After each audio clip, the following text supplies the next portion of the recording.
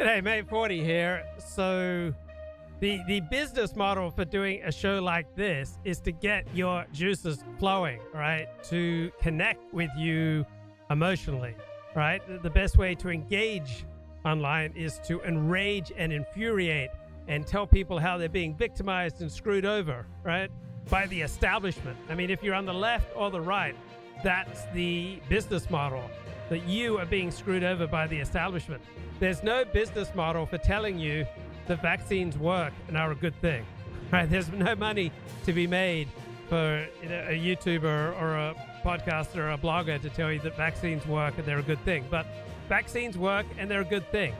There's no money to be made. There's no excitement to be created. There's no enormous audience to develop telling you that overall the elites in first world countries did a pretty good job responding to COVID. I think the United States, Great Britain, France, Germany, Japan, Hong Kong, Taiwan, Australia did far better than I expected in responding to COVID.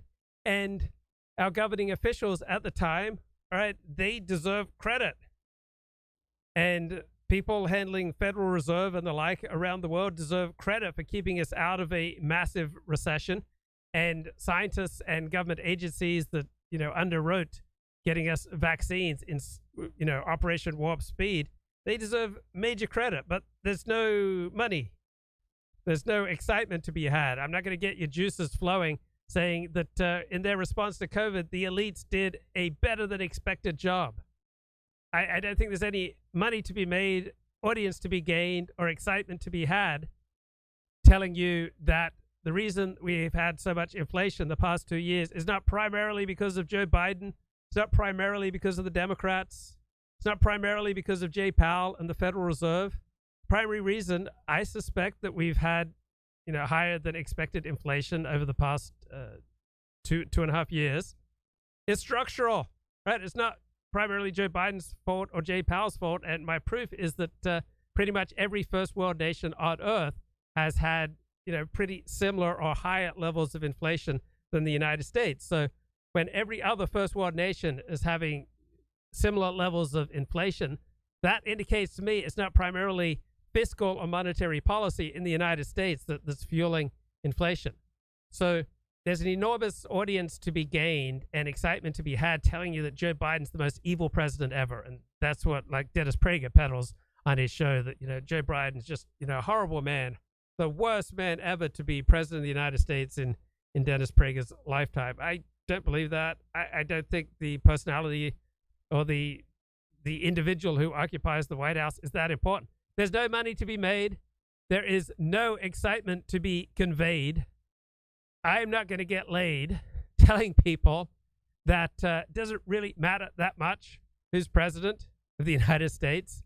It matters mildly to moderately. Now, if Donald Trump had been reelected in 2020, I don't think we would have had a war in Ukraine. I think the war in Ukraine is an absolute disaster for Ukraine, for Russia, for France, for Germany, for Europe, for everybody. I think it's a monumental disaster. I think it's 100 times worse than our stupid, needless, irresponsible, idiotic invasion and occupation of Iraq in 2003. So I remember after 9/11, there was an explosion of war bloggers. Like all these bloggers, many of them centrists and on the left, and people like Andrew Sullivan, Matt Welch, etc., developing war blogs, like pounding the war drums. All right, we need to go to war in Afghanistan. We need to go to war against Iraq. We need to go to war against radical Islam. There's enormous money to be made, an audience to be gained, and opportunities to get laid, warning about the threats of Islamo-fascism, right? But there's no such thing as Islamo-fascism. But it was a fantastic fundraiser, right? It was a constant theme in idiotic right-wing talk radio, like the threat of Islamic fascism. But there's no such thing as Islamo-fascism. Fascism was strictly a World War I to World War II movement between the two world wars as a reaction to communism, and its primary development was in Italy, possibly Nazi Germany, depending on your perspective, was also fascist. But fascist Italy and fascist Nazi Germany developed only because of the explosion of the Soviet Union and the threat of Soviet totalitarian communism. There hasn't been any meaningful fascism aside from that. There's never been a meaningful fascist movement in the United States. But there is money to be made. There are audiences to be gained. There are opportunities to get laid preaching about the rising threat of fascism. But it's bogus. There's money to be made. There's an audience to be gained. There are opportunities to get laid talking about the crisis in the Middle East and what the United States needs to do about the crisis in the Middle East. But if if the Middle East disappeared tomorrow, it wouldn't really have much effect on the well-being of the United States. The well-being of the United States, right, doesn't really have much to do with what's going on in Saudi Arabia or Iran or Israel. We're probably overly involved in the Jewish state of Israel for our own good and also for Israel's good.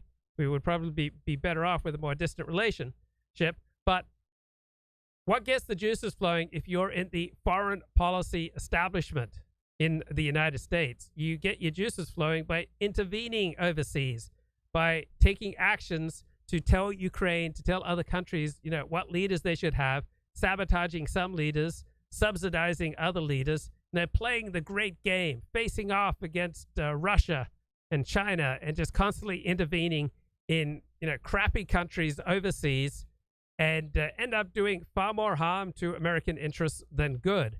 But that's where the excitement is, all right? If you're in the foreign policy establishment, you're in the blob, do you get a feeling of importance? Do you wake up in the morning excited? Do you get to go on TV if you counsel restraint? If you get counsel non-intervention? Right? Think about all the people promoting the invasion of Afghanistan in 2001 and Iraq in 2003. None of them paid any price for being so wrong. Right? They have just gone on, the pundits have just gone on to success. Jeffrey Goldberg, right, promoted the invasion of Afghanistan in 2001, pushed for the invasion of Iraq in 2003, pushed for bombing Iran. All right? And the guy's just been disastrously wrong on so many things. He has a prestigious position as the chief editor of The Atlantic. He's paid no price, nor of any of the other pundits, for being so disastrously wrong about Afghanistan and Iraq. Now, after 9/11, I was not a war blogger. I was not out there saying, we need to go into Afghanistan. We need to hunt down Islamofascism. We need to remake the Middle East. We need to invade Iraq. We need to nation build in the Middle East and show people how to create democracy. And so there's no opportunity for me to gain an enormous audience abstaining from that kind of talk. But after 9/11, the war bloggers just went crazy. They discovered this new medium of blogging, and it was like, let's promote the war. So most of the things that get your juices flowing, right, that get you really excited, are not good for you, right? Believing that there's a new world order that's instituted these draconian COVID lockdowns because they want to commit mass genocide. And all right, it's years now since the COVID vaccine, and have any of the supposed deleterious effects of mass sterilization and mass death accompanied the COVID vaccine? No, but there's no energy pointing out these common sense observations. There's energy and excitement. There's money to be made. There are audiences to be gained. There are opportunities to get laid by pushing an anti-establishment line. And I'm not Mr. Pro-establishment. I think sometimes the establishment's right. Sometimes the establishment's wrong. Sometimes the dissidents are right. Sometimes the dissidents are wrong. It's entirely case by case. Now, there's an enormous amount of money to be gained. There's an enormous amount of audience to be gained, and there are enormous opportunities for getting laid if you play into people's sense of victimization. If you tell black people your greatest problems are, evil white devils, all right? You can get, a lot of prestige. You can gain attention, all right? We're all competing here in the attention economy. And so getting monetary payoffs is only part of the payoffs for doing things like live streaming and social media and writing posts and blogs and Substacks. Right? You can also gain attention, but the easiest way to gain attention is to tell your in-group that they are being victimized. Tell Jews that Christians are screwing them over, that non-Jews are screwing them over in America. All right, there's an enormous Jewish audience there. Tell tell, elderly Jews in particular that the Cossacks are coming. We need to fundraise to fight anti-Semitism. There's enormous money to be made. There's enormous, audience to be gained and opportunities to get laid. Promoting the Cossacks are coming. We need to fight anti-Semitism. Teaching lessons of the Holocaust. All right, a lot of money to be made, audience to be gained, opportunities to get laid. Look at the opportunities that people associated with the Simon Wiesenthal Center and the Anti-Defamation League have in fighting anti-Semitism and fighting bigotry and teaching the lessons of the Holocaust, which would be identical to the lessons they teach even if there'd never been a Holocaust. So there are all these cons, right? It's not just conservatism that's a massive con. The easiest ways to make money and to gain an audience and to get laid, to take advantage of people, all right, to show something that's bad for you and bad for them. Right? I remember once I was driving along on La Cienega Boulevard and someone rear-ended me at about 20, 25 miles an hour, and I was in a van. His car was totaled, but the back of my van was dented. I had my seatbelt on. I was okay. So I could have made tens of thousands of dollars going to a chiropractor, getting a personal injury lawyer, and working the system. But I didn't want to work the system because I don't like the effect that, claiming that I've been injured by someone else. I just have no interest in taking on unnecessary litigation, and I have no interest in keeping a focus on myself as a victim. And Tony Robbins makes occasionally some good points, and he strongly advises against carrying out personal injury lawsuits, and I don't strongly advise against carrying out personal injury lawsuits. I think it's entirely situational. There's a time and a place for them, but I don't want to be in a lawsuit where I am incentivized to build up as large a case as possible that I've been victimized. I just think that's really bad for me, and it's really bad for society.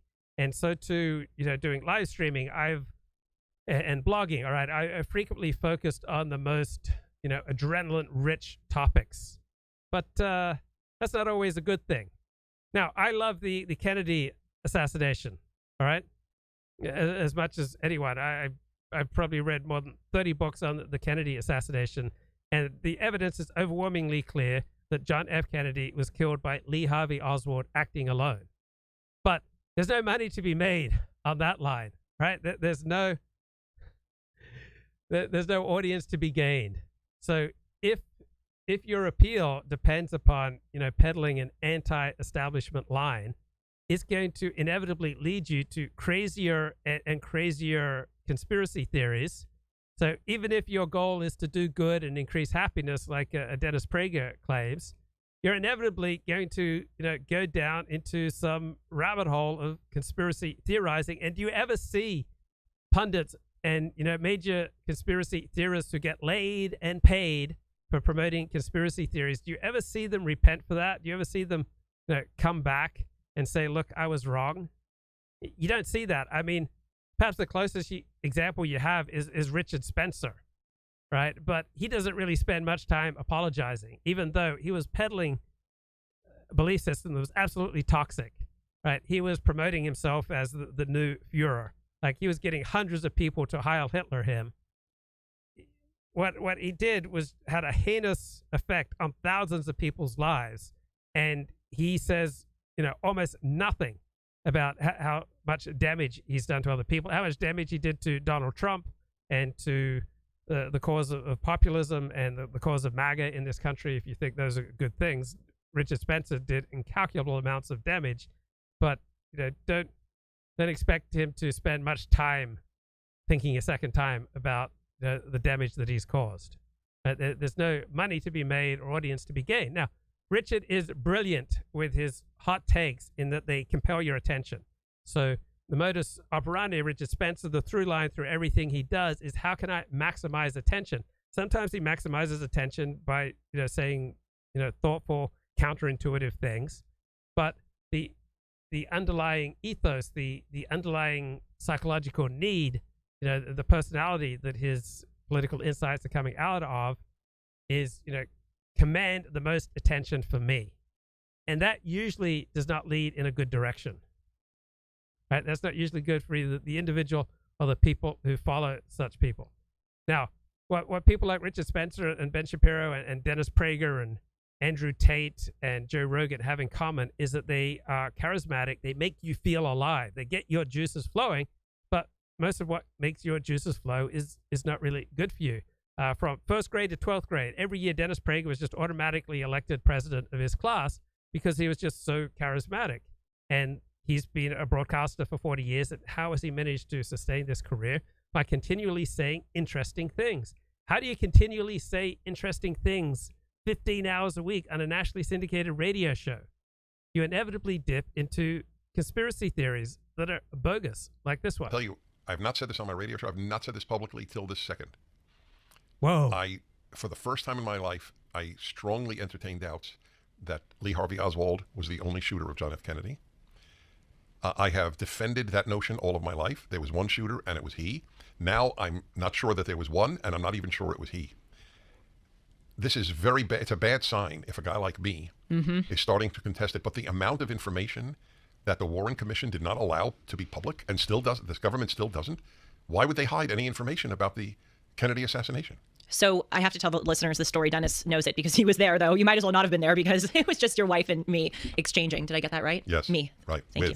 I struggle with that. I wish so that I just did. drop the other name with me. You don't say with I. I know that. For some reason, clearly I'm slow. It's no, not, you're it's not not as slow. fast for me in my brain. You're, okay. If you're slow, then much of humanity is non-moving. Actually, for a joint birthday and Christmas present, my birthday's in October, Christmas obviously is in December, I'm going to take you to the grassy knoll for 24 hours in Dallas.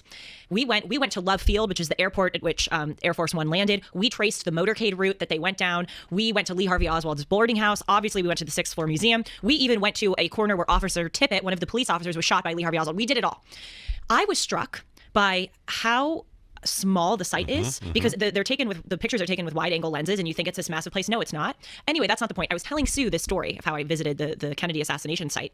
Okay, so Sue is Dennis Prager's wife, and Julie Hartman, right? She's 23, and as men get older, we have a greater and greater need and desire, and put more and more of a premium on being admired. So what does Dennis Prager get out of co-hosting a show, with a 23-year-old, right? It's not the profundity of her insights, right? It's not, her cutting-edge acuity about current events or morality, philosophy, or religion. No, he gets an admiration machine that just pumps out the admiration, right? She's joined the Dennis Prager cult, and it's paying off for her, right? She's a full-time podcaster. She fills in for Dennis Prager on his nationally syndicated radio show, but at the price of her soul, she's fallen into a cult, and the damage that it's steadily wreaking on her is significant. And you remember this dinner, she dove in, and Sue Prager is like the #1 researcher in the United States. She is so smart, so well read. Yeah, the #1 researcher in the United States for coming up with conspiracy theories. Right, she has really bad epistemics. All right, she can't tell truth from a hole in the wall. And she gave me one after the other these things that didn't add up. And she's right. And let me guess. Everything that she comes up with that doesn't add up has been thoroughly addressed and thoroughly debunked. Someone who's just read an endless amount of the Kennedy assassination, right? I've read many of the Kennedy assassination conspiracy books, right? Virtually all of the objections have been debunked. Here's the one that has not been debunked. We don't know enough about what exactly went on when Lee Harvey Oswald went to Mexico City a few weeks before the assassination, what exactly went on when he visited the Cuban embassy.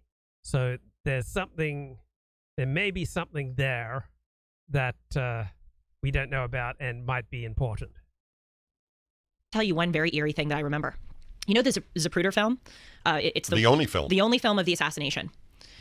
If you look, it's not the only film, the assassination, right? There are 29 films and people taking photos of the assassination, right? There's other film and pictorial, evidence of the assassination, not just the Zapruder film.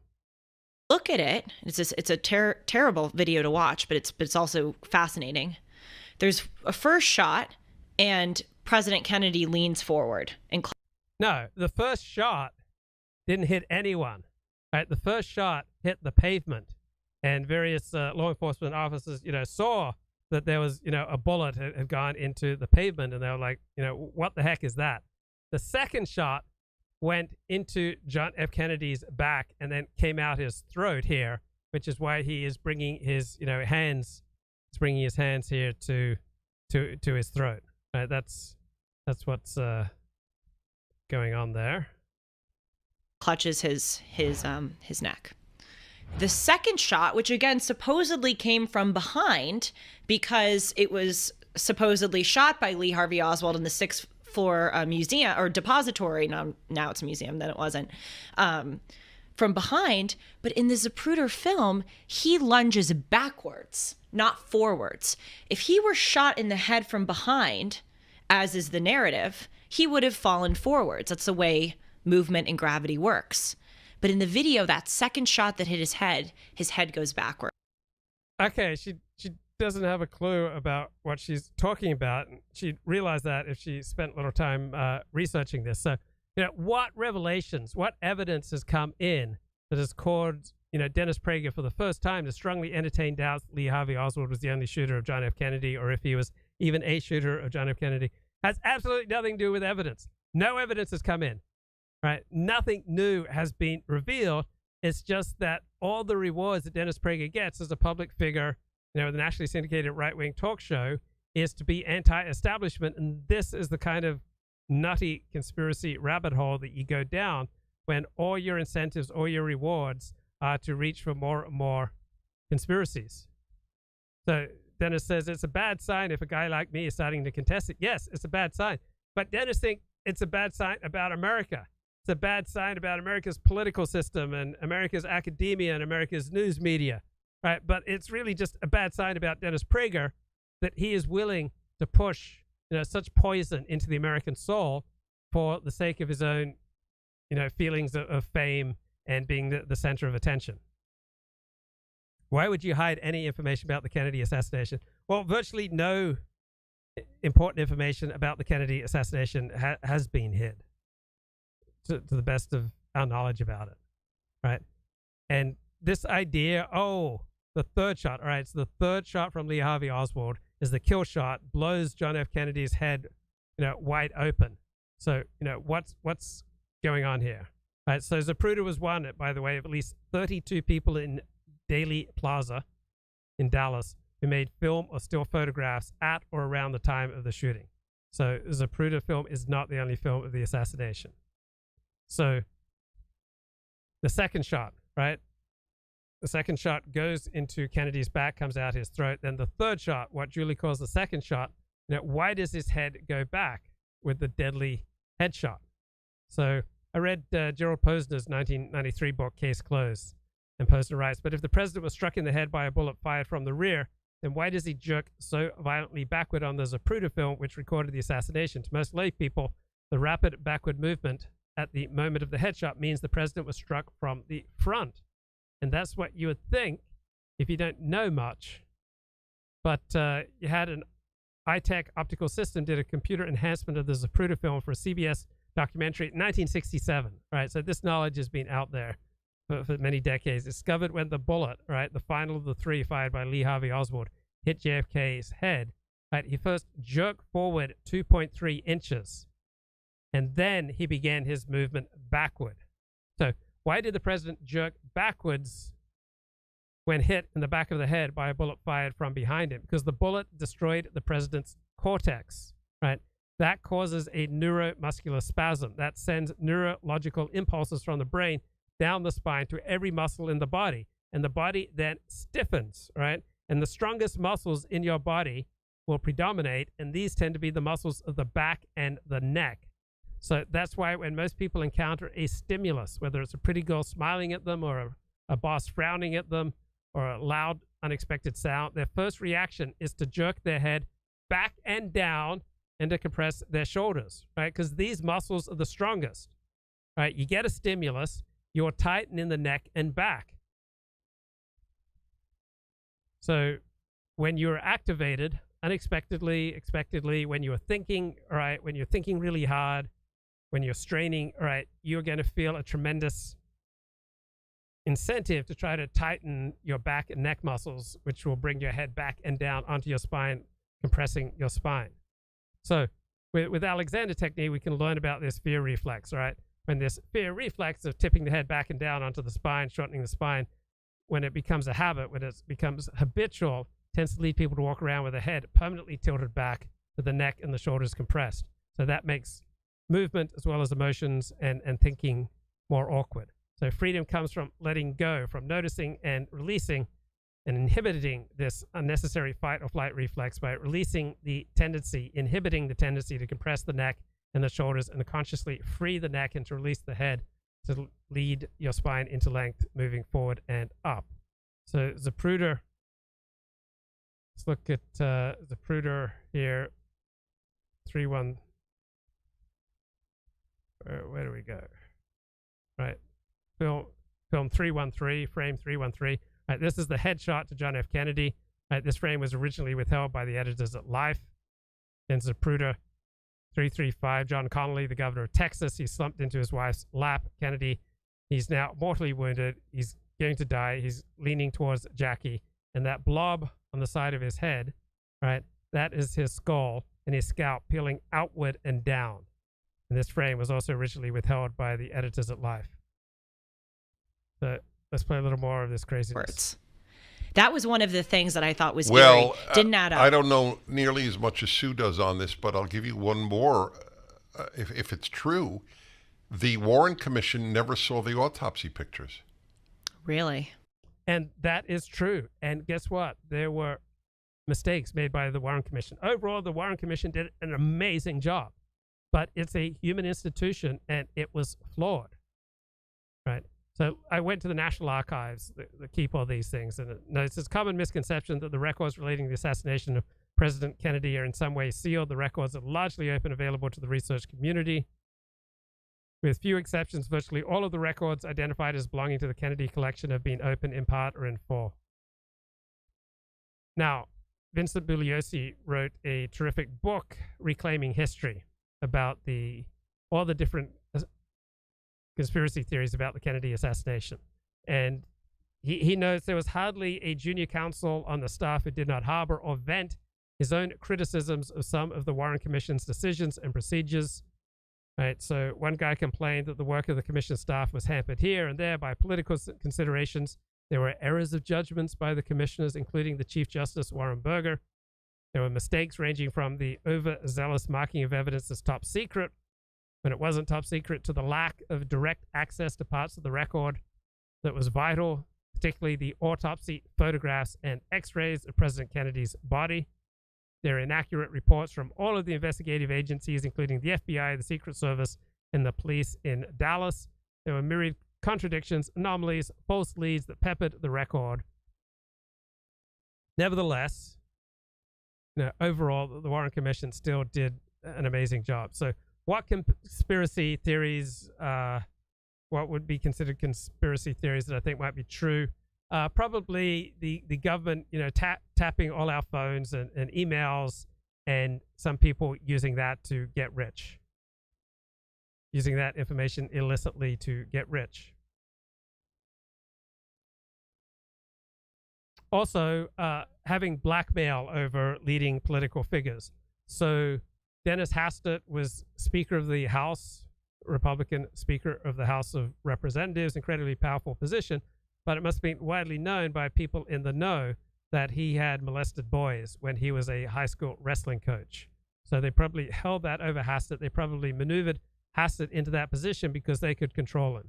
So I think there's a lot more to the Jeffrey Epstein story, that I think that sort of blackmail goes on all the time. Here's another example of you might consider a conspiracy theory. Hugh Hefner, videotaped everything that went on at the Playboy Mansion. There's almost never any bad press about Hugh Hefner because he had blackmail on almost everybody who might have been in a position to write or say negative things about him. So I think there's extensive amount of sexual blackmail on people, that people like Jeffrey Epstein, accumulate sexual blackmail on people, and that influences the news and important government decisions, far more than we know. So there's probably those are probably my two leading conspiracy theories that I believe in. That's a little scary. If that's true, they got drawings, but they never got the pictures. Why didn't they get the pictures? Look, it's a very the whole thing's disturbing. How did we even get onto the Kennedy assassination? Oh, because I usually could trace things. I know, back. I usually can too. You were talking about your grandfather seeing the horse and buggy, and then the man on the moon, right? And then because I said the moon. Some people think the moon landing was a conspiracy. That's how we got Well, look, there. Dennis, I hate to say it because I don't like to consider myself to be a conspiracy theorist. I've never, at least to my knowledge, entertain them. But a lot of so-called conspiracy theories have come true. Remember when it was a conspiracy theory that COVID came from a lab and not from a bat? That turned out to be true. Remember that it was a conspiracy theory that President Trump did, in fact, not collude with the Russians in the 2016 election? That turned out to be true, that he did not collude. There have been several examples of that. Well, it's getting worse and worse, actually. Is it a conspiracy theorist only who believes that the World Economic Forum would like the world to be run by people who have some centralized authority? It's obvious that they do. Anyway, I want to go back to Europe for a moment. I wrote one of my columns about a different sense that I had living there than in America. I have to make this clear. I've gone abroad every single year of my life since before your age, since 18. Only 2020, because there was nowhere you could go. Even 2021, when it was very hard to go abroad, I did go to Hungary to give a speech. So I've come back to America vast numbers of times. And all of my life, welcome to the United States, or the immigration officer checking your passport, welcome home. And I got the chills, and I see the American flag. And I don't have that anymore. Do you understand what a price that is? See, this is back to our discussion. Who's it worse for, the decline of America in every way now? Your generation, for whom this is your present and maybe future, or my generation who has seen the decline? I don't have an answer to the question, but yeah, let's get little Richard Spencer here talking about Chuck Johnson. Maintaining Southern pride that should be done just as like good measure, good neighborly working order. But increasingly, when they're like flying the stars and bars in Israel, right, during their pro-Netanyahu protests, or when they are like making these homages to, calling for a national divorce, which is a Marjorie Taylor Greene talking point, like, fuck these people. Like, they're not, they need to be humiliated again, and they need to be reminded of like who won the war.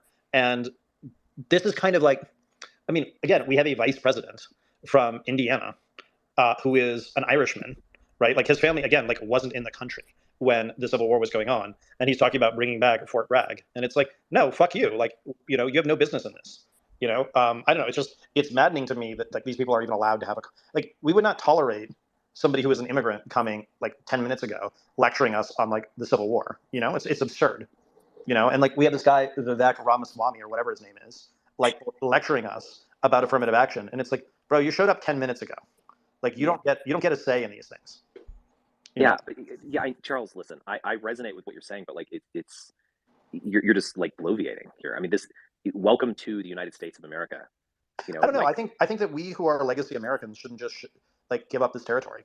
Well, I get it. Agreed. There's something fundamentally wrong in the way this country was conceived that this is even possible, and it is possible, and it's already happened.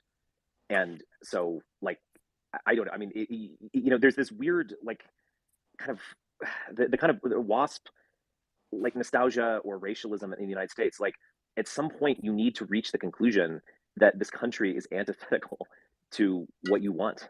Oh, so I don't agree with that at all. Like, I think when Ben Shapiro starts making claims about like, which flag people fought for in World War II when his family was like in Europe, we should be reminding them of their place in the debate. And I don't. You can agree say that, but Ben Shapiro is ultimately part of a multi-billion-dollar organization. Yeah, but that can be taken from him. Inflects the minds of white Americans more than we do. Yes, and that can and should be taken from him. I totally endorse it, but like, needless to say, I endorse that. But like, we've just got to understand. We've got to like get back in reality and not just like get on our high horse. I don't think we're getting on our high horse. I think we're making a very like when Ben Shapiro lectures those of us who have family that like were decorated in World War II while his family was in Europe.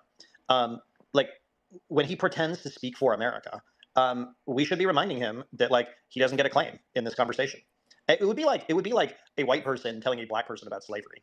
It's like, no, like you don't get, like if you don't have any connection to that history, Well, many white people do have a connection to slavery. Well, and they know quite a bit about it. Yeah, I understand your point. Do you know what I'm saying? Like, there's a certain level of like, actually, like, there are heritage Americans or legacy Americans. Well, and like, I know, but this country, like, do you not grasp that there is something like fundamentally problematic about the very conception of the United States?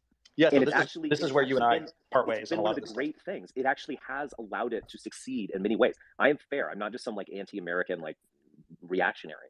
It's allowed it to succeed, but it also will kind of probably ultimately bring it down. Oh, so I don't agree with this. I think that what is saving the United States right now are WASP Americans like that very well might be the Sheldon case. Whitehouse, or people who have connection. I mean, people who have that might be the case, but like there is an internal program within the United States that is going to like displace those people on behalf of Vivek Ramaswamy. Yeah, I don't agree with that. I think that I think that there's a vision that there's a lie that basically a lot of people have that we're a nation of immigrants, and I don't believe that for a second. I think that the scene from The Good Shepherd, where it's like, what do you people have? Right. You know, the United States of America, and the rest of you all are just visiting.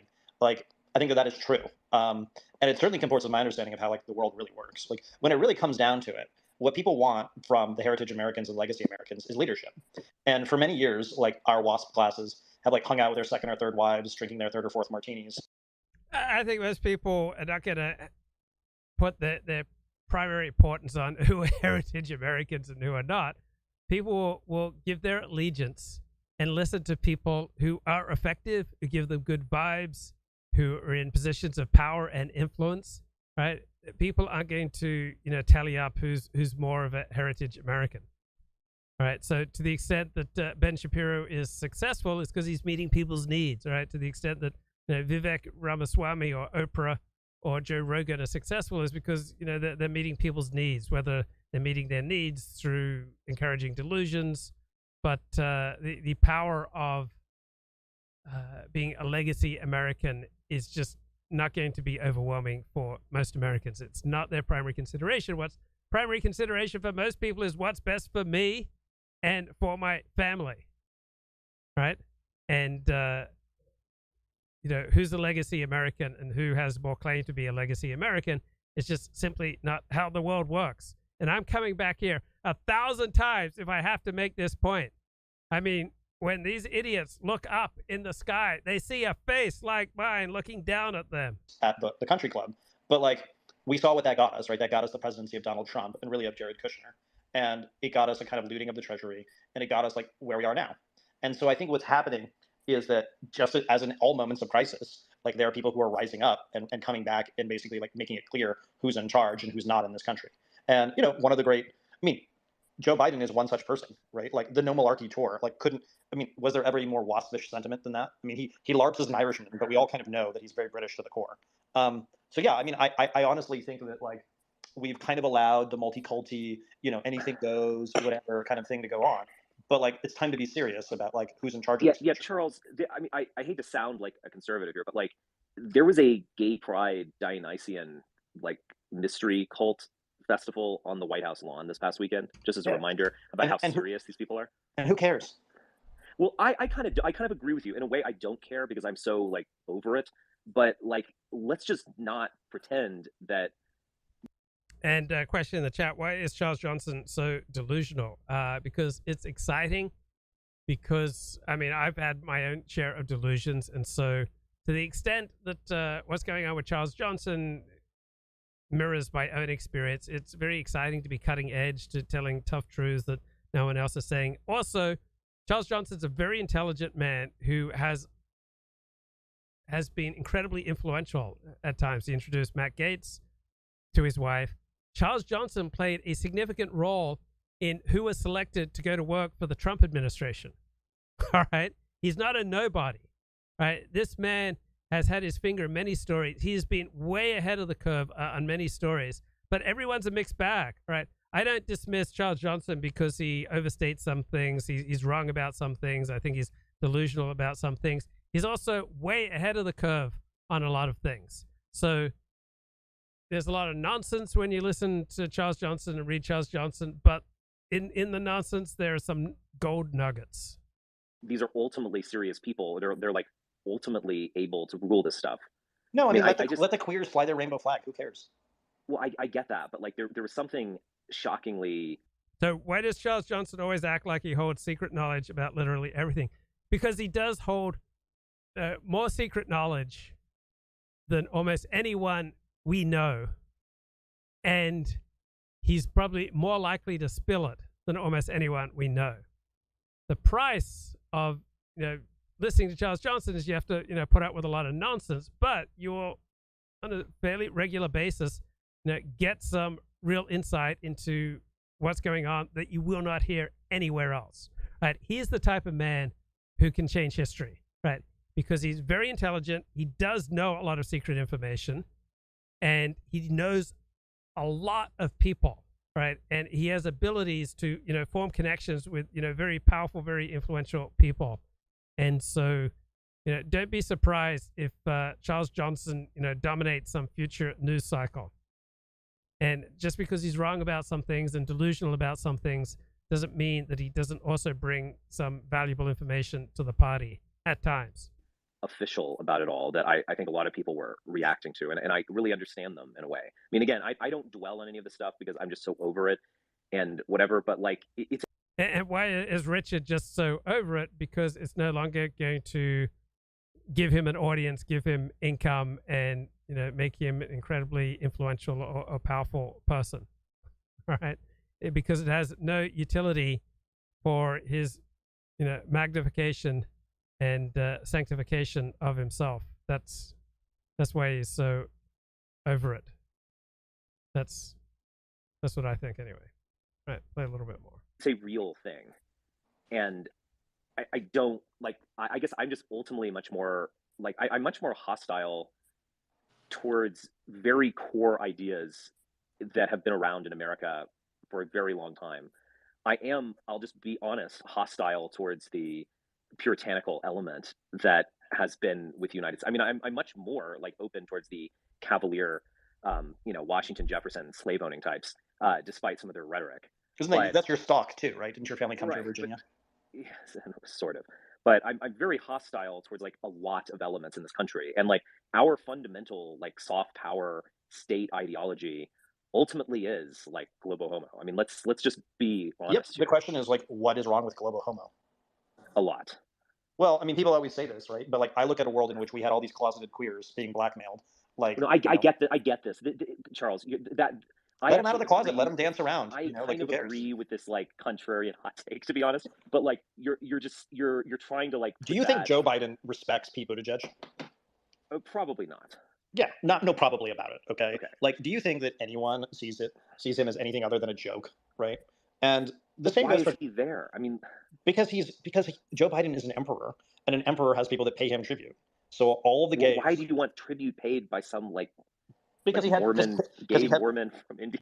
Well, because he had all this money that came in through all the weird tech Jews that backed him and all the McKinsey weirdos. Okay.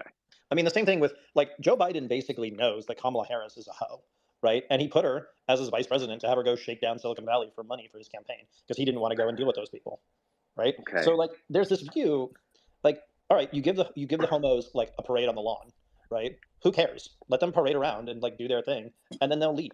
And who will be sitting in the commander-in-chief chair?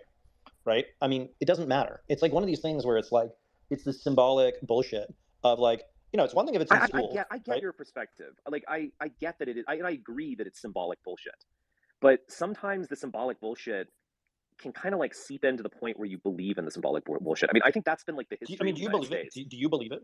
Of course, I don't believe it. Okay. But does anyone here really believe it? No. We're not representative. Yeah, but it's like, look, it's just like, tons of Americans believe in this kind of like, it's ultimately like what Christianity has become. It's like Jesus's covenant is like love one another, guy. Like this resonates. I think there's a shitload of people. Like, I'll give you an example, right? So there was this woman I was seeing who was a nurse during the 2020 Black Lives Matter craziness. Okay, and she's like, lily white chick. I think she's like Irish. I'm not totally sure. She's like indeterminate white race, right?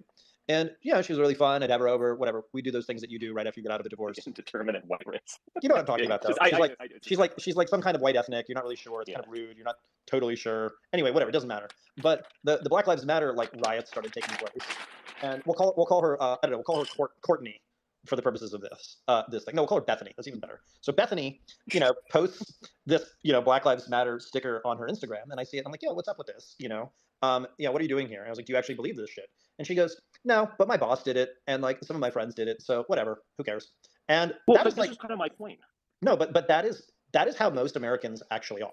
They are, okay, whatever. You need me to like wear the flag pin that's like of the queers? Yeah, sure, I whatever. think a lot of Americans really believe in this goobly gobbly nonsense about like all people being equal and loving one another. I mean, this is again, like again, I guess I'm getting real deep here, but a lot of people talk about this stuff as like a replacement religion or something. I mean, this is Christianity. Like this is what Christianity has always been about, and it's why like I'm dedicating my life to annihilating Abrahamic religions by demoralizing them at the very core. Good luck. Maybe you'll be the first. No, I'm not the first to try, but like this will happen because this is like they're all going out. Maybe. Like, let's just be frank about the fact that all of this goobly gobbly nonsense directly appeals to most people.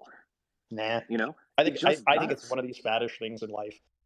Okay, I want to play some excerpts from a conversation between the two hosts of Decoding the Gurus, a couple of lefty academics.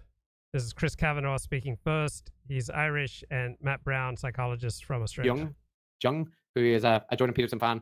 And I debated with him about Jordan Peterson to some extent. And actually, even before all the RFK stuff happened, we talked about, you know, the role of debating to address scientific issues. And if that thing ever comes out or it's on his channel, you'll hear all the same arguments that came up the next day being discussed ahead of like the Rogan thing happening. So it's quite funny. But we have a slight difference of opinion about the value of debates, don't we? I mean, you have a positive opinion because you enjoy arguing. I have the correct opinion that they're useless because they obviously are. No, I don't think. Do you agree? Yeah, we don't. Sadly, we don't have a strong disagreement with this because I don't think, in general, they are like they're absolutely no. Debates are compelling. They're entertaining. They are not usually terribly useful in establishing truth. So let me play a little bit more here from these blokes at Decoding the Gurus. Like they maintain the sense of grievance, and that's the bit that I'm going to find.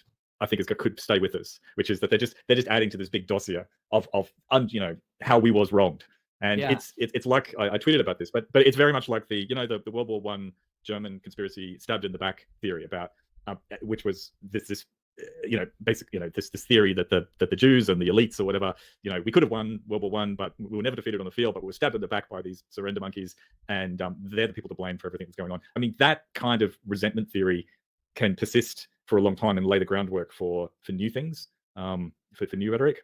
So it seems like the whole COVID thing now has that role for them. I saw a tweet by Destiny, which I liked, where he basically said there's been no mass deaths, no birth defects, no mass sterilizations, no permanent lockdowns, all the list of, you know, the things that people were saying were going to happen. None of it has happened. And it doesn't matter, right? Like that's the thing you should focus on. But like you say, there's an alternate reality where they were all proven correct about like everything that they claim. But I feel a little bit that that's priced in to some extent now. Like you can see that narrative has like taken hold on the right, and the actual facts are kind of independent from, you know, and if that's the case, then I don't know how many more they're going to suck in. Okay, so you can't have. This is, I think they're giving a useful but superficial perspective. You can't have a strong in-group identity without it also being accompanied by a strong sense of victimization. All right, you strongly identify as a Jew.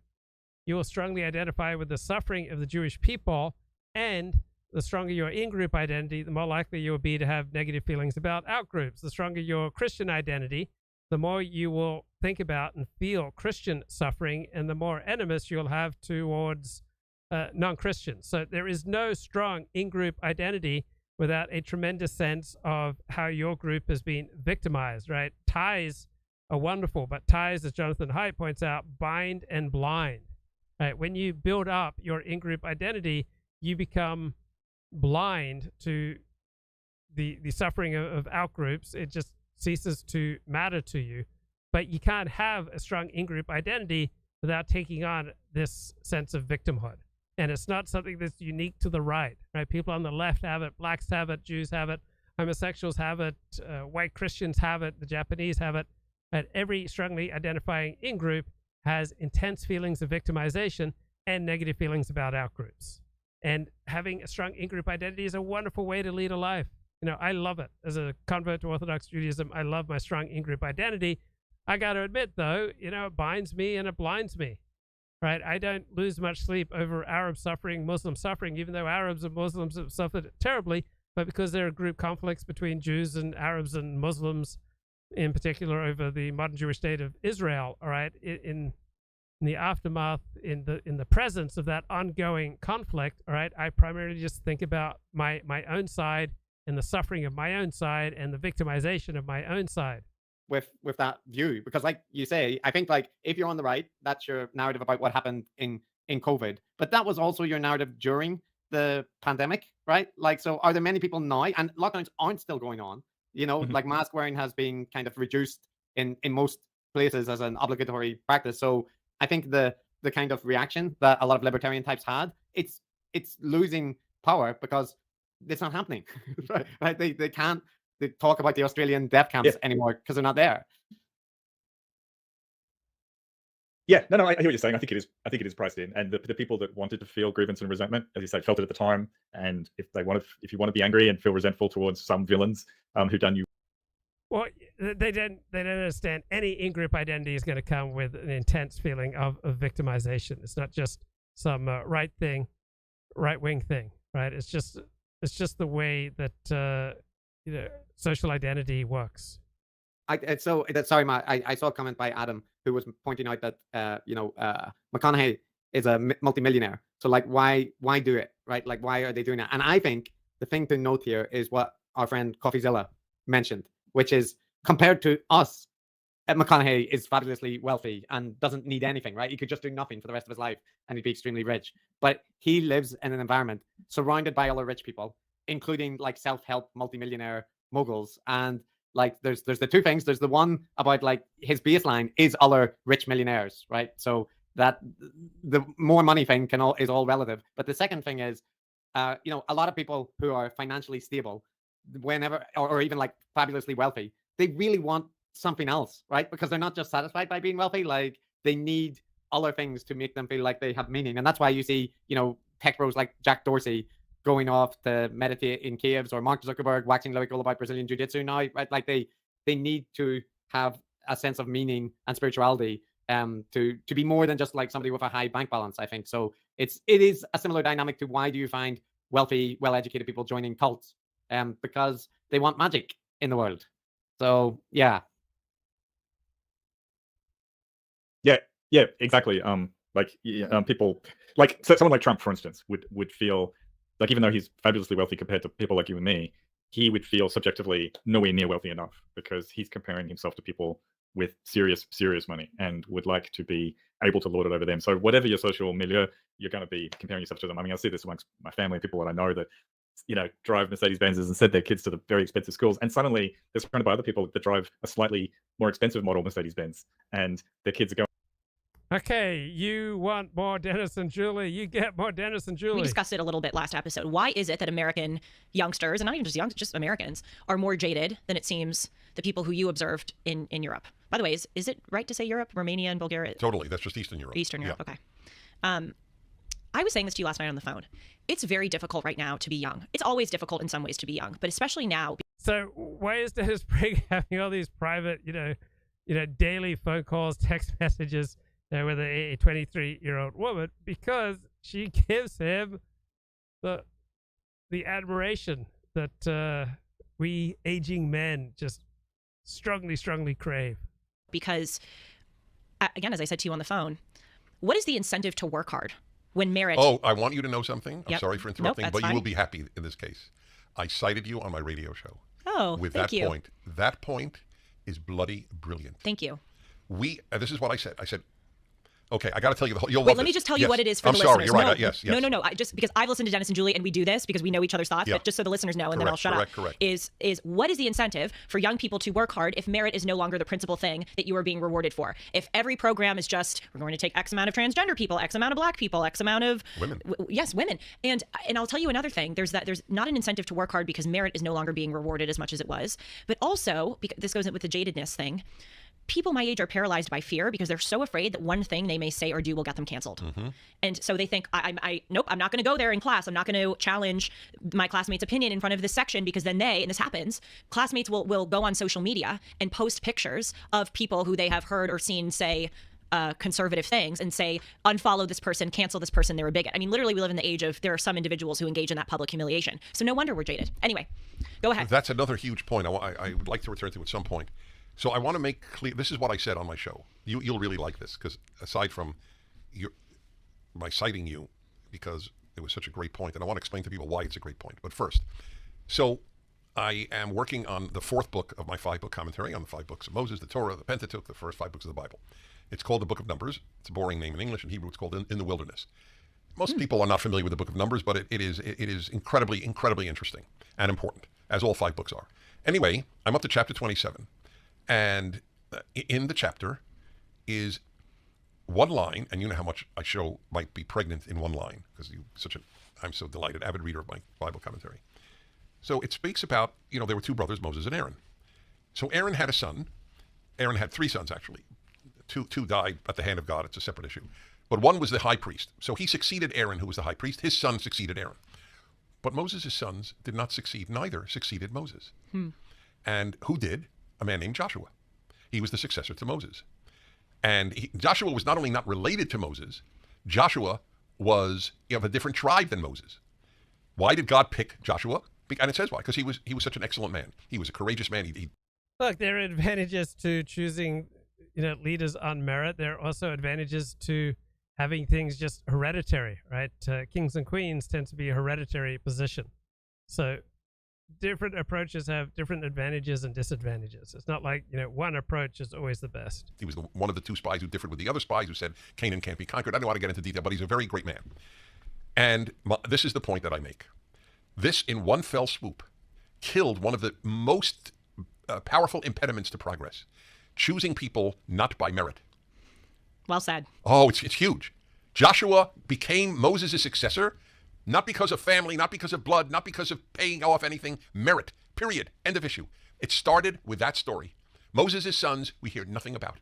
Must have bothered Moses. Aaron's son succeeded him. Why didn't my son, or one of my 2 sons at least, succeed me? Not necessarily. A lot of parents don't want their children succeeding them. A lot of parents think their kids are idiots. A lot of parents are threatened by their own children's success. Because there was a guy with more merit named Joshua. And that we are undoing the bases of civilization. I now have another book for you to read, because you read books like people eat candy bars. They do, with the same joy, except this is more lasting. And it's titled Who Prospers? Oh. Yes, Lawrence E. Harrison. I read this many years ago. And he asks the greatest question, the most important question. Why do some societies prosper and others don't? Yes. This guy spent his life, he was an American scholar, thinker. He spent his life with U.S. aid. That's our... I can tell you why some societies prosper while others don't. All right, societies filled with high IQ people, they prosper. Right, just that one factor accounts for about 70% of the variation in economic growth. Just the average IQ of society. Right? One little test accounts for about 70% of variation in economic prosperity.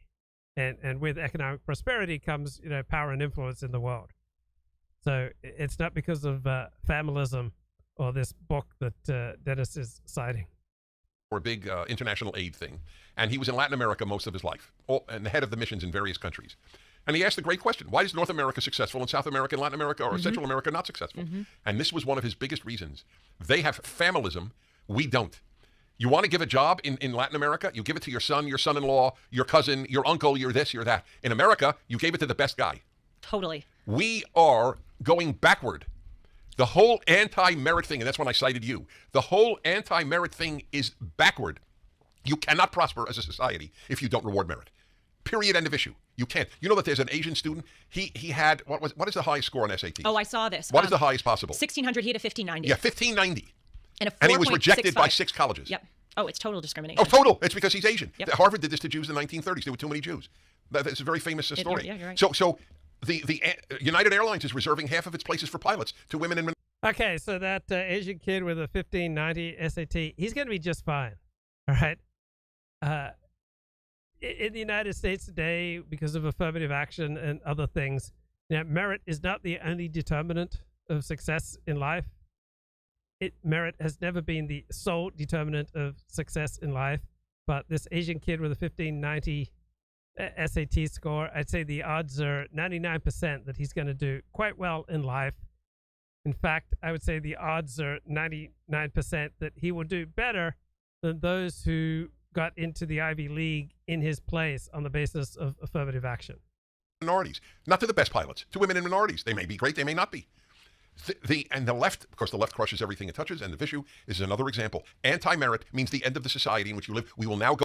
Okay, this idea that the left crushes everything it touches. All right, America's educational system is controlled by the left. It's also the best in the world. All right, the different races in America score higher in test results than these same races anywhere else in the world. So there's an audience to be gained. There's money to be made, right? Telling people how awful our public schools are and how evil teachers' unions are. Our public schools, our educational system is doing a damn good job. Is it flawed? Yeah, right? There are problems with it. But overall, compared to other nations on this planet, the United States of American educational system is the best. America's healthcare system overall is the best. Other nations in the world, free ride off America's healthcare system. Where do you think medical innovations come from? England, France, Germany, Japan, China? No. Overwhelmingly, medical innovations, technological innovations come from America. New pharmaceutical drugs come from America. Right? The future is not created in London, in Paris, in Frankfurt, in Beijing, or Tokyo. The future is overwhelmingly created in 3 American cities: Los Angeles, San Francisco, New York City. Right? The world's best universities are in America. Go backwards. We will go into a pre-Mosaic world of nepotism. And in this case, not by family, but by race, gender, and...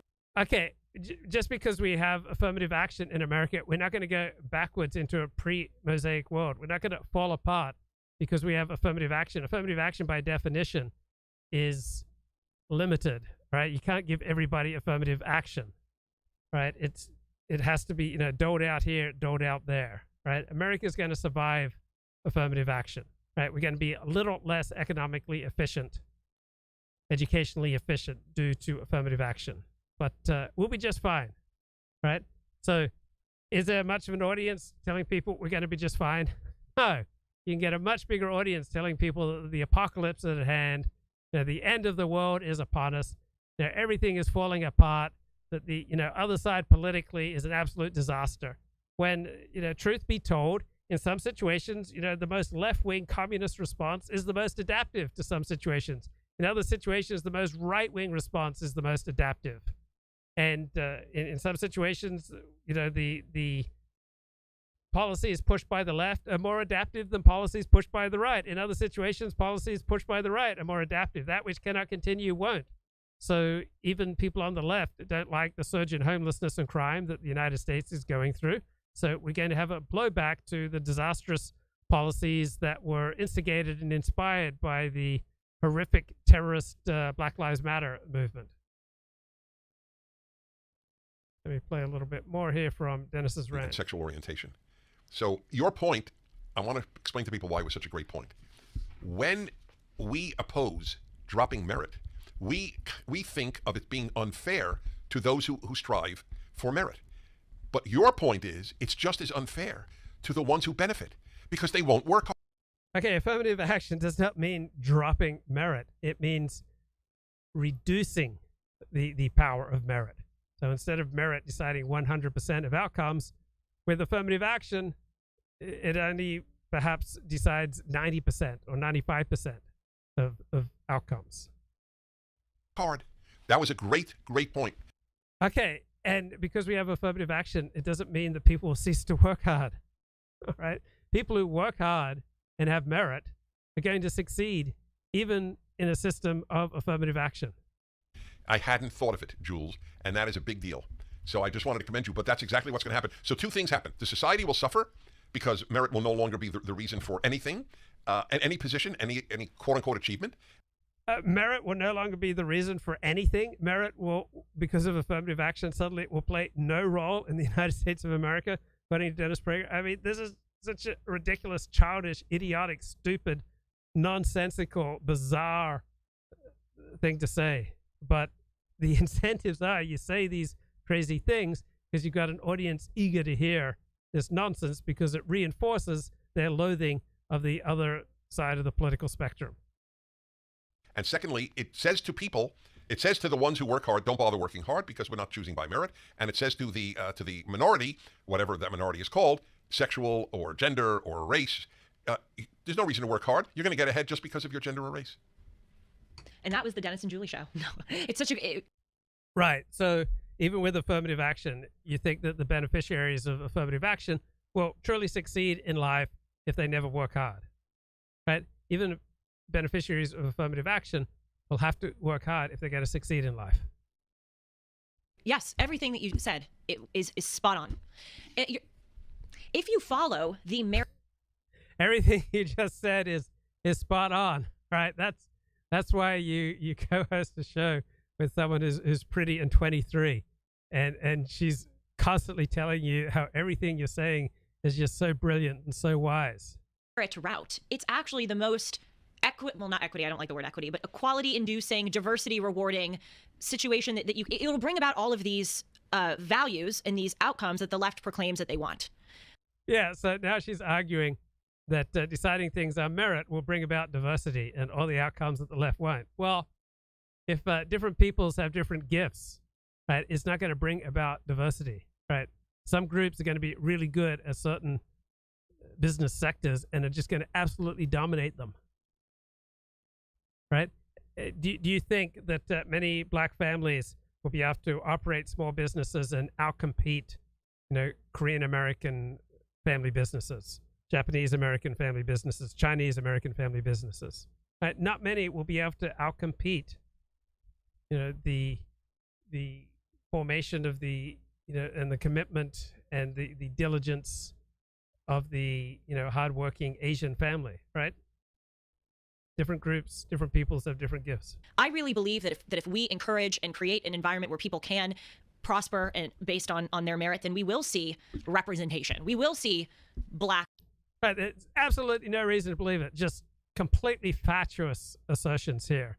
But this is the kind of nonsense that Conservatism Incorporated promotes, because conservatism, generally speaking, refuses to accept that different peoples have different gifts. And so they think, if we just decide things on merit, then we're going to have, massive amounts of diversity and, everything's going to be wonderful. But you're going to have large swaths of society that are not diverse if things are just decided on the basis of merit and accomplishment.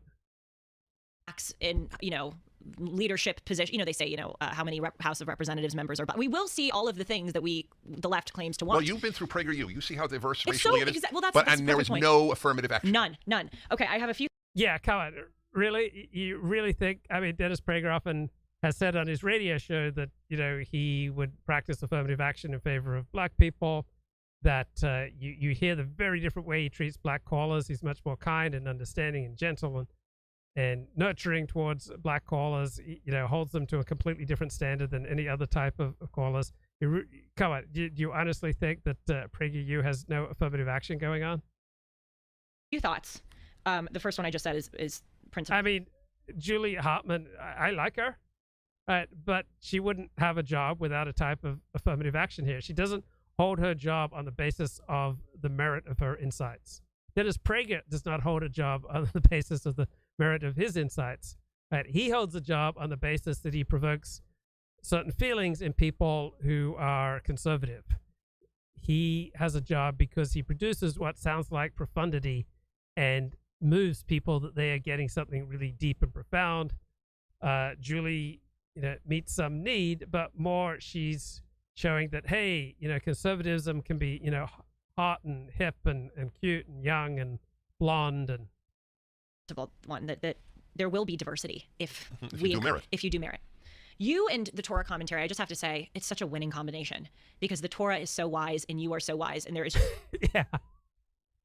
How come I never get that? How come I never hear that? Oh, 40, you're just the Bible is so wise and your biblical commentaries are just so wise. It's such a winning combination, right?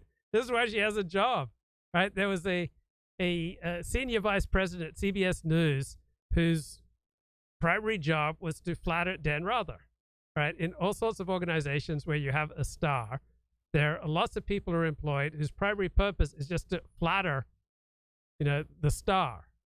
And so Julie Hartman's primary purpose at Salem is to flatter the star, and Dennis Prager is so needy for flattery that he's set up a full-time position for his flatterer-in-chief.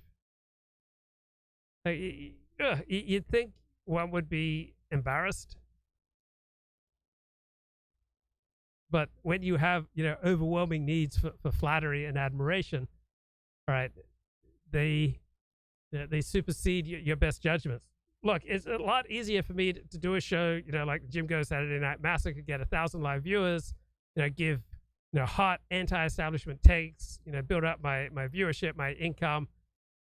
The reward for doing a show is not just money, it's attention, it's connection, it's interaction, it's meeting people, it's having people tell, oh wow, such an amazing take, going against the establishment on COVID vaccines, JFK or whatever. There's a huge reward. It's much more difficult to produce things that will have a smaller audience because you're not pushing a toxic product. And do you have the fortitude and the maturity to appreciate yourself, to appreciate when you do good or strive to do good? And even though it's not as easily appealing and compelling as when you're pouring poison into America's soul, like Dennis and Julie unfortunately frequently do, but you can reach a level of maturity where you don't need your company to hire someone to flatter you full time. Right? You don't need to produce content that gets big views by pushing something that's really bad for you and for other people. Right? You can learn to give yourself the attention that you so yearn from pretty young women. Right? I can give myself this attention. All right.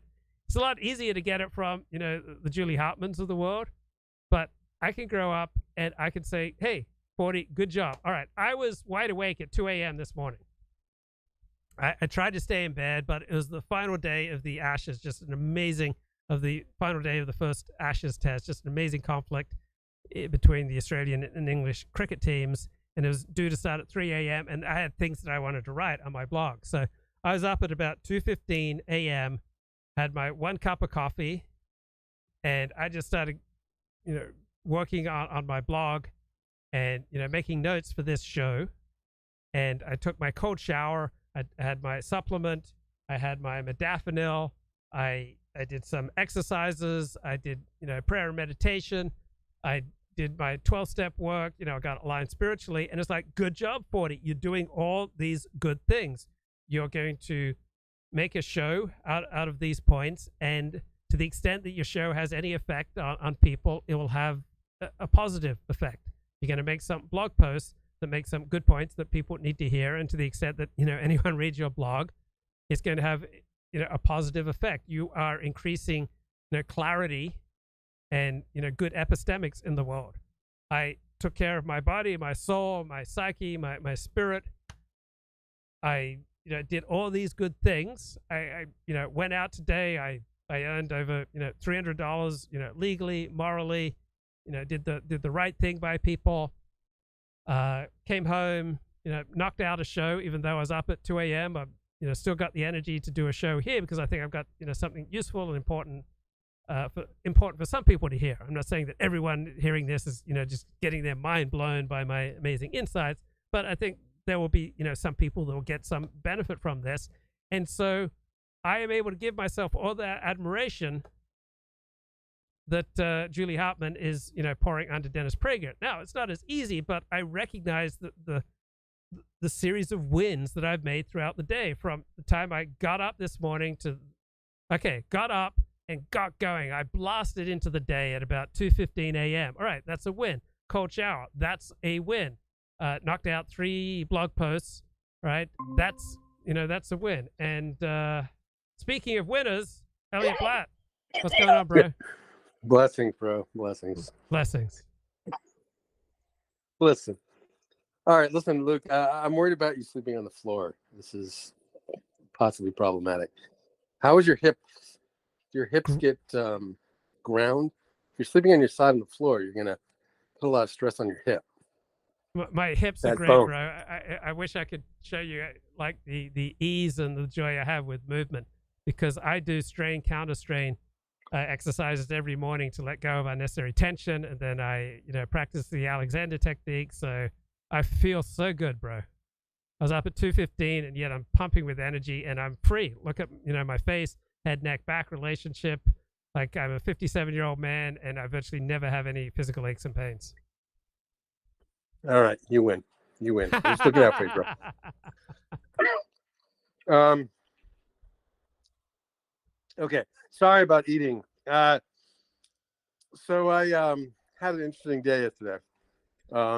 Remember my tales of my sort of delinquent, quote unquote, employee? Yes.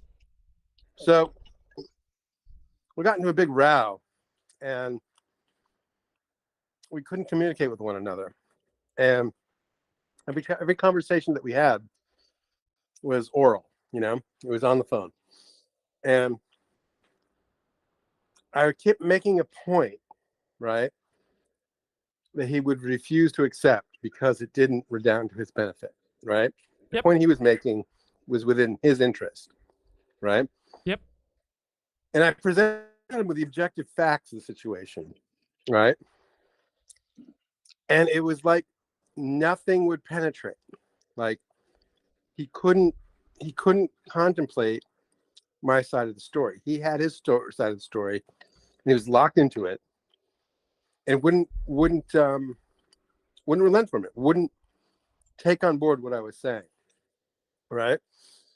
And so I said, listen, we can't talk on the phone anymore. Let's communicate only in writing, because obviously I want to create a paper trail for the conversation, right? But he wouldn't do that. He wouldn't commit to writing. And is that a tactic that you ever use when you're at an impasse with someone? I think at times. I mean, I make sure to document things. Like, I try to operate as though everything I say and do will show up in court one day and on the front page of the New York Times. So I put a lot of things in email to document, and I'm careful not to put other things in email or text. I text and I email with the consciousness that this could show up in court or show up in some kind of expose. But yeah. I think the primary thing here, Elliott, I just want to give you my opinion, even though I think the primary thing here is that where you're at right now, I think it's a really bad idea for you to have employees. I think there's some kind of dynamic that you have with alcoholics and the equivalent that's really bad for you. I think you're right. I think you're right. I've learned this lesson. I learned this lesson every 2 or so years, and somehow, I think, this time may be different, and I don't want to say like he's been all negative, but I do think that people look to me and they see a victim, They see someone they can use. Right. And, it's like, I keep falling into this thing. If I show someone a kindness, right, I show someone some generosity, I think it'd be reciprocated with, but no, it encourages more rapaciousness on their part.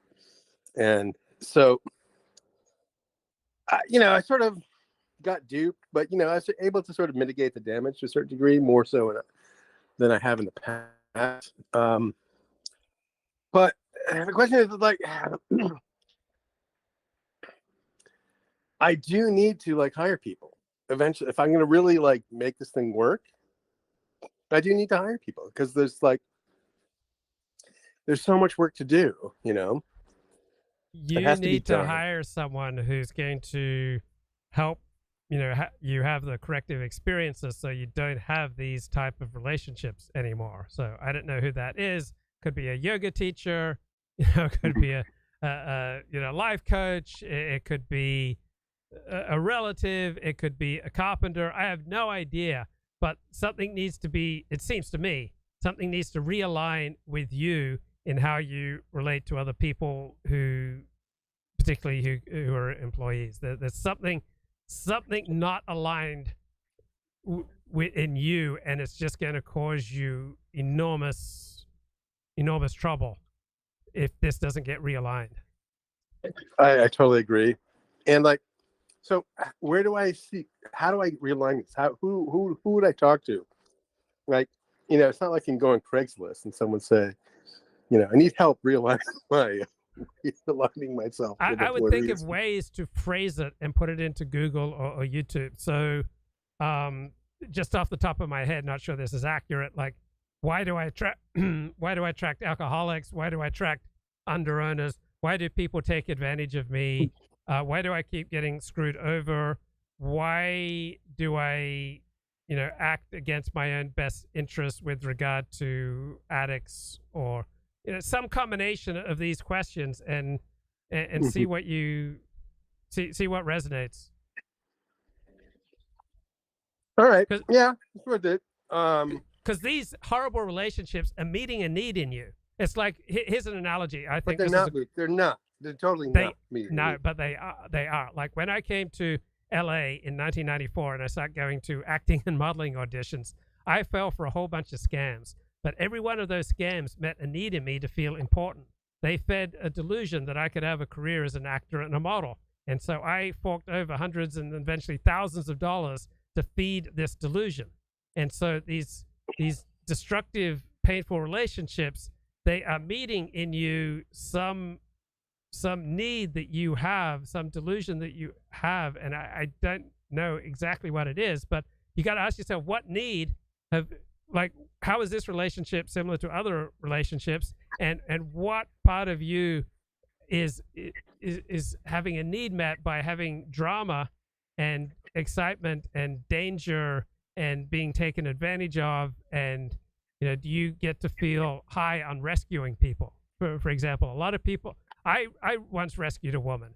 She was basically living on her sister's couch, and I brought her back to my place, and the high of rescuing her, and she was cute, and we had great sex, and I took her out, and she was totally devoted to me. That high of rescuing her was just incredible.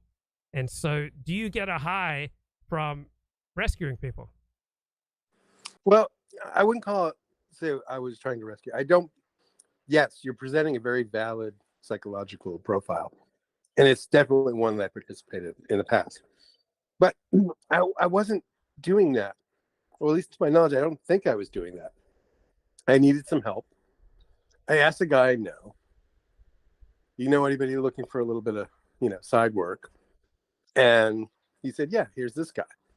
I said, okay, right? I was just trusting the quality of my relationship with the referrer, that he would refer me to a quality referee. So he came with sort of a imprimatur of this friend of mine, right?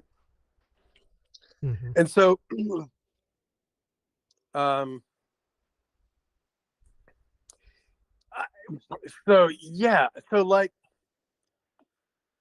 yes, I was very lenient. And there's something about being lenient that I think I gravitate towards. I'm not able to be strict. There are some girls, there are some women who get raped a lot, right? They go on dates and they get raped a lot. Other women have never been raped. So what are the characteristics of the girl who gets raped a lot, and what are those characteristics that she shares with you?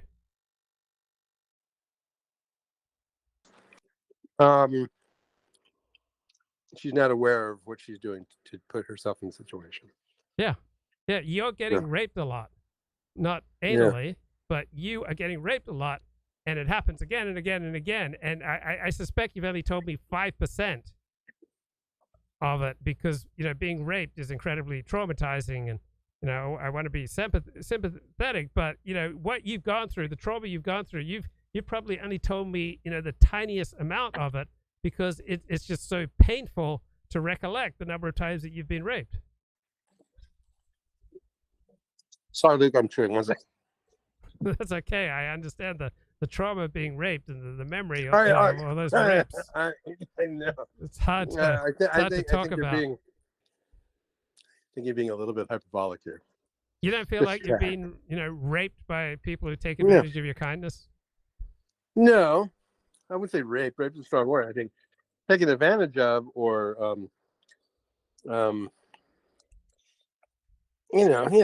abused at some level. But my point is, like, see, when I see situations like this, I think, wow, there's just a lot of broken people out there, and like most people are broken. And you just have to assume that going into it. And I mean, I really felt like I'd taken the precautions of not getting raped, to use your phraseology. Like, I feel like I'd done, a credible job of being diligent to the extent that I had time to be. I don't know. But you do bring up a good point. I'm not trying to dismiss your criticism, because I think, obviously, if the pattern keeps repeating, there's something I'm doing that's wrong, and it's something I'm doing that's encouraging this. So let me bounce something off you. Go ahead, finish your thought. No. Like, there's just one assumption about human nature that I make, right? That people, if given the adequate space and opportunity, they'll sort of outgrow their sort of bad patterning, They'll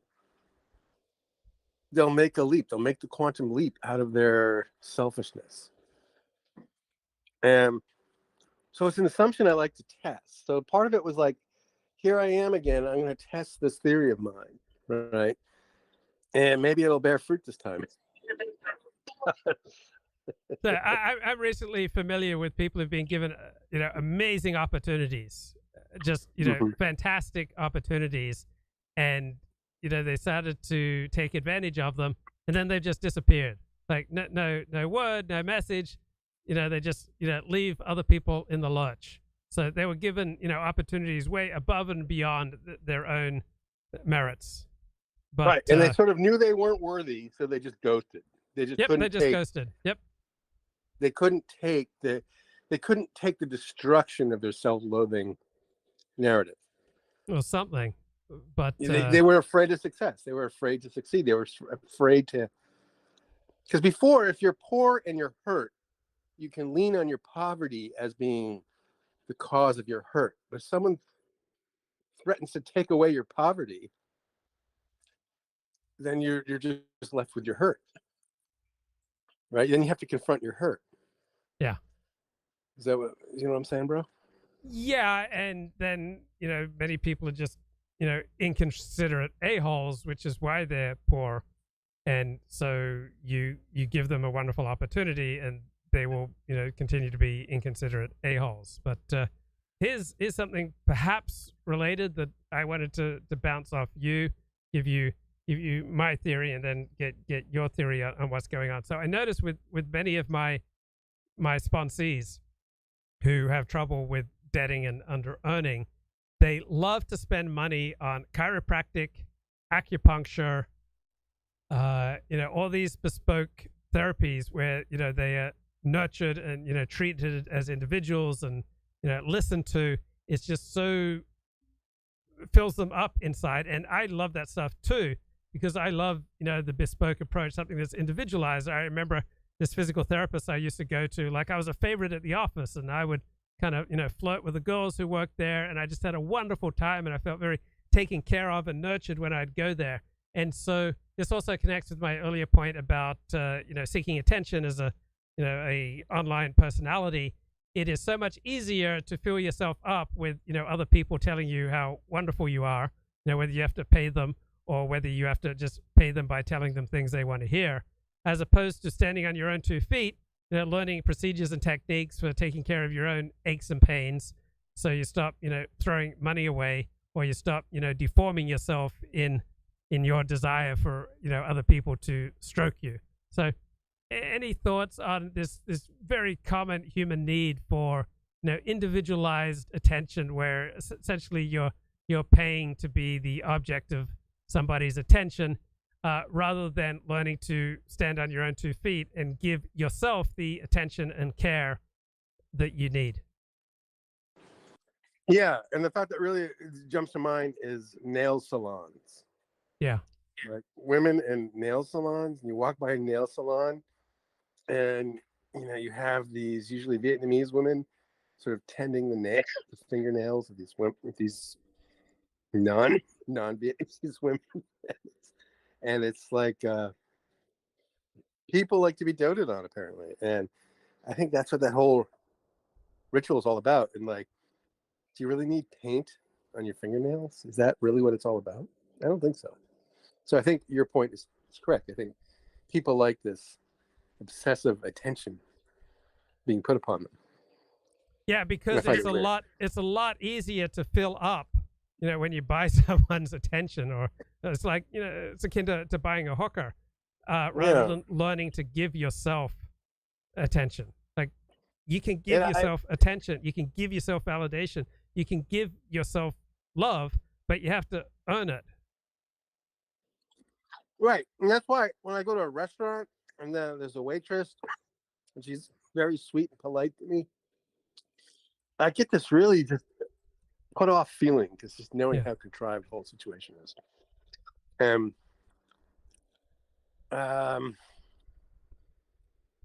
to the extent, like, you can stand on your own 2 feet. Like, I one thing I keep telling my sponsees is, like, stack up wins. If you're struggling with your family, you're struggling with your job, you're struggling with an addiction, you're struggling with social failure and humiliation, just stack up wins.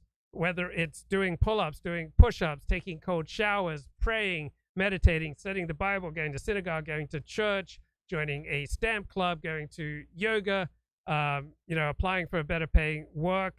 Like, do the things you need to do. Like, write in a journal, learn to address your unmet needs that other people aren't meeting.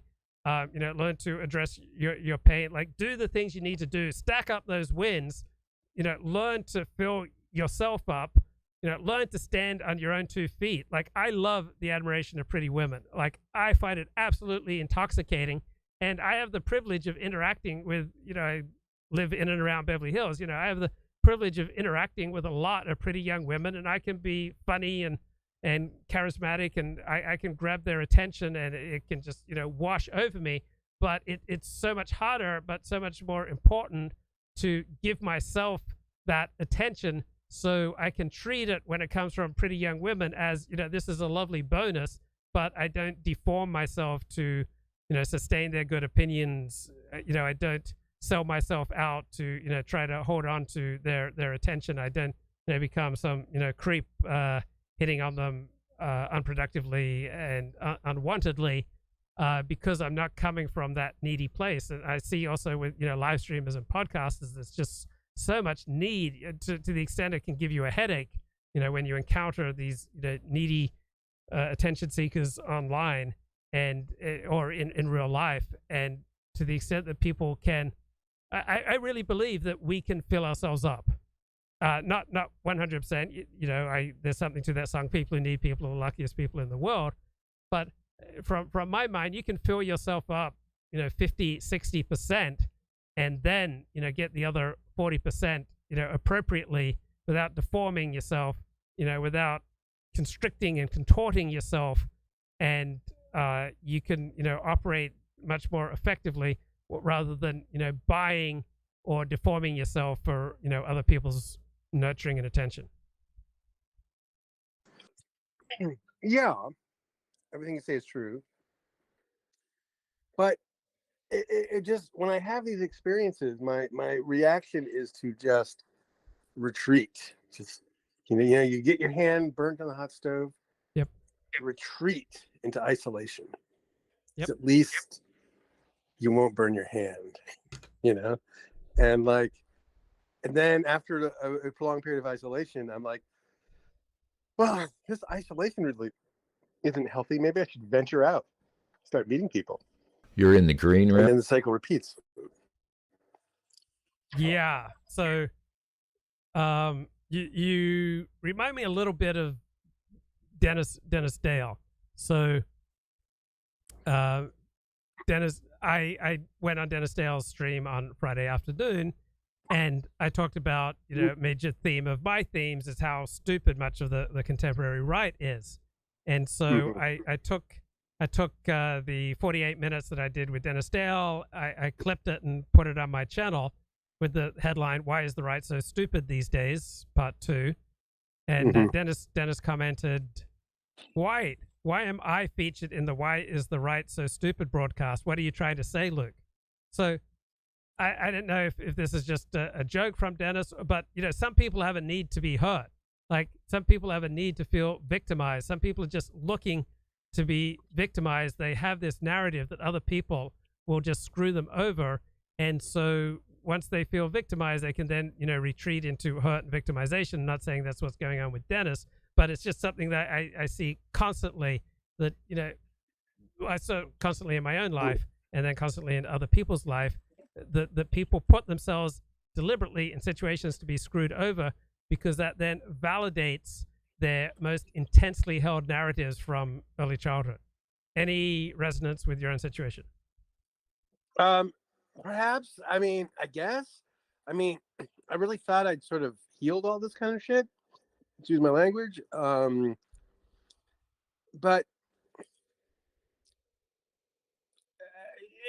at some level, I do want to socialize with people. I enjoy socializing with people, right? So I go out into the world and I try to socialize. And when I socialize, I get hit with so much static, so much like LGBT nonsense, or, contorted business blow-ups. Or it's like, why, bro? Why must it be like this? Like, I have to self-reflect, bro. At the end of the day, I'm responsible. I need to interrogate myself to figure out what I'm putting out there that's creating these situations. You need to interrogate whiteness, bro. Yeah, a lot of enacting of whiteness over the weekend. You see those on Twitter, bro? Just that whiteness is just spreading. Oh, so, all right, let's table this conversation. Let's just talk about one thing. So my Twitter feed, I may have mentioned this to you, is it's gotten really hardcore. A lot of like just grotesque content, and this is nothing I don't feel like I've ever sought out. I clicked on it when it appeared, but I think this piece of terrible content shows up in my feed. I click on it, and that tells the algorithm that I want more of it, and more of it keeps appearing. And some of it I just can't help but click on. And now it's my whole feed is just flooded with horrendous pictures of people falling off of bridges or getting, just stupid shit like that. And I just don't want that in my life. Yeah. And I'm just wondering, is this just me, or did Elon tweak the algorithm? Well, I think Elon removed employees and the algorithm that used to minimize that terrible stuff. So I think it's laissez-faire, because without tweaking the algorithm and having moderators, this is what takes over, because this is what generates reaction and engagement. All right, but what does it say about me that the algorithm thinks this is what I want? Like, well, it's reflecting your choices. So, for example, most people that I follow on Twitter are academics who tend to be on the left. So I get very little of this content that you're describing, because I deliberately follow people with PhDs who have prestigious positions in society and therefore are strongly incentivized, not to post, horrible things. Well, I basically follow people that are in your audience. Yeah, you basically follow my audience. But I don't follow my audience. I follow left-wing academics. I see. I made a very subtle mistake. What does this, in fact, say about you, Luke, and your audience? Yeah.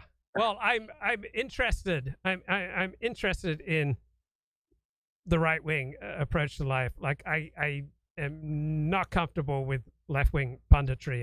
It just makes me not feel good. Like, I like listening to right-wing commentary. Moderate amounts of it. So my instincts are on the right, but I'm happy to also, interrogate my instincts. But yeah, my audience is dissident right. That's my primary audience, and that's the way it is. And I'm fine with that. I'm not going to appeal to, meth using high school dropouts. My audience, has an average IQ of 120. Yeah. Well, all right. So let's change track one more time. So, it's Gay Pride Month. We need a full month, Luke, as you know, as KMG would remind us. And now these flags are just everywhere. And they're so gross. They're just so childlike, There's these primary color rainbow flags that are just as simplistic as you can get, and they're just they're completely devoid of any sort of adult taste, And I'm just wondering, does this ever dawn on them? Because homosexuals, for all their peccadillos, they used to be known for a very refined aesthetic sense, and this is just so absent in this flag, this hideous rainbow flag, and now this new rainbow flag with all these other little corners. It's just so silly and stupid and nauseating, and I just have a visceral reaction every time I see it. Do you have this reaction? I don't. I think I'm a ridiculous person in many ways, and I've said and done many ridiculous things, and I find some of these expressions that you're talking about absolutely ridiculous. But I reflect I'm an idiot too, and some of these expressions are idiotic. So no, I don't usually have the reaction you describe. It may be more intense in San Francisco, but San Francisco is where you choose to live, and this is part of the price. I mean, you could live in a red state area which wouldn't have this. Yeah, but it really isn't just San Francisco anymore, Luke. It's like the White House lawn. You saw that yeah. hideous display, just hideous. It would be unimaginable when I was growing up, unimaginable. And here it is, and it's just doesn't even raise eyebrows. I just really start doom spiraling when I see stuff like this, Luke. I think because I'm so immersed in Orthodox Judaism, I don't. I'm more protected. It doesn't seem to play as much of a role. It's just much of the outside world is incredibly degenerate and perverse, and I cling to my guns and my religion, bro. Yeah, that's a good idea. But you see what I mean? It's like every year, they're never going to be satisfied, Luke. Never. No matter what threshold is crossed, there's still empty husks of people, and they need to just keep need to keep doubling down. Real LGBT blah blah awareness hasn't been tried yet. Yeah, and but when is the pushback going to come, Luke?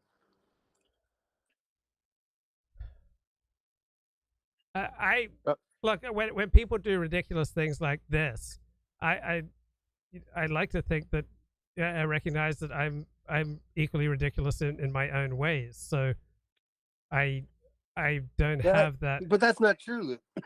You're not equally ridiculous. For all jesting aside, that's ridiculous, right? I mean, but I am, and so you. We're all ridiculous. I have it. You're infinitely tolerant on certain domains. Your tolerance and forgiveness expands beyond all healthy proportions. And so you and I have the same problem. And then ultimately we get bitten by it, don't you think? No, because what I'm tolerating is reality. I have no power to affect the amount of gay pride that is displayed. I have zero influence. So I don't believe in being at war with reality. Right? If I have no ability to change that, then I should accept it. All right. Let's just take your premise here. Let's say instead of gay pride flags hanging everywhere, let's say they were just the corpses of hanged men dripping from telephone poles, would you have the same attitude? Like, yeah, I think about all the there's men no that power. I have wanted no to power hang. change this. What? I think about all the men that I wanted to hang, and recognize that I had this darkness in my own soul, and I try to see what was aesthetic, and try to find something uplifting in all the corpses. And no, I mean, in that situation, I'd move. So if San Francisco is really getting on your nerves and you can't handle it, you either change your reactions, right? You either have the courage to make the changes you need to make, or you need to find the serenity to accept the things that you can't change. But Luke, when I'm, yes, I'm in San Francisco, but if you turn on the TV, if you actually just if you rub your face against the sandpaper of the popular media, it's right there, Luke, all the time, 24/7. It's the only... don't watch TV. Like, watch Torah Talks. I don't. So what I'm saying is my being in San Francisco is not a factor here. I think it's this degenerate culture has taken over the country. Yeah, I just feel why don't you just see these as external expressions of your own internal degeneracy? I mean, you've been pretty degenerate at times. Why don't you just accept that this is an externalization of degeneracy that's inside of you? It's a different type of degeneracy than what you're into. Because when I was degenerate, I knew I was being degenerate, right?